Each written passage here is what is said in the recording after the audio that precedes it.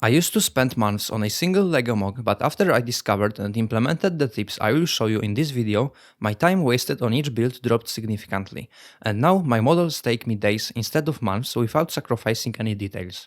I usually like to design scaled-down versions of different real-life vehicles, like Star Wars ships or cars, so naturally the tips in this video will mostly help in such workflows, but some of them are universal and can be applied while building anything, so stay to the end of the video to learn all of them. First rule to design LEGO MOCs faster is to always have a general plan of what you are going to build. This means at least having an idea or a reference photo of what you are going to build.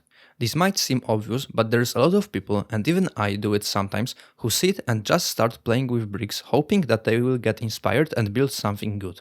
But in the reality, this leads only to wasting time and you don't make any progress like that. On the other hand, having a plan helps you stay focused on what you are building and not waste time.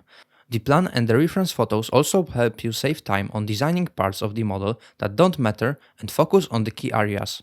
For example, you could be designing a front of the model from your mind as you remembered it, and it can turn out to be all wrong and inaccurate to the real object.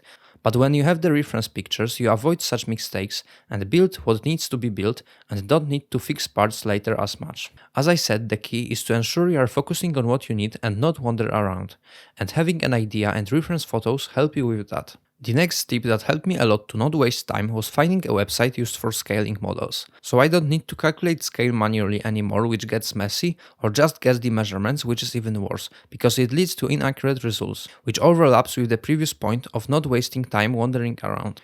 The website I am talking about is called LEGO Model Scaler and it's extremely helpful. It allows you to draw a line on the reference picture you upload, set the scale of that line in stats, and later apply the same relationship to any new line you draw.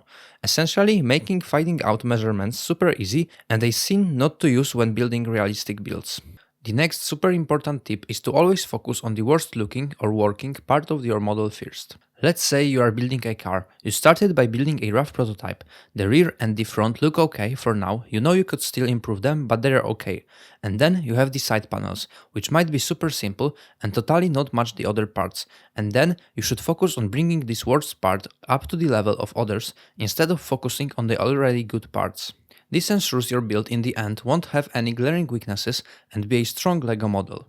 I way too often see models where people get most of the things right, but then they leave some part, like for example a roof of the car, built from simple tiles, and it makes the whole model look worse and less professional.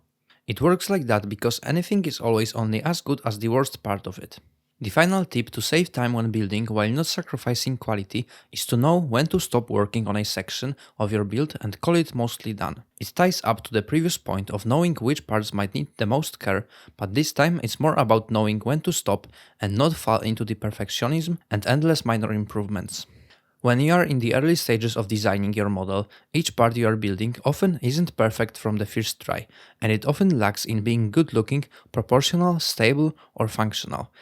At that stage, any changes will probably improve it a lot and fix some of the main weaknesses, but as you fix the more obvious problems, you often start to obsess over small details that are nice but generally don't bring a lot to the table and might require a huge redesign. Sometimes it is good to lean into those small changes, but you need to know when to stop and move to bringing up other parts of the model. From my experience, it usually looks like the first 2 to 3 redesigns are crucial to get it to a somewhat presentable level, and then no more than another 1 to 3 detail upgrades to be able to say it is finished.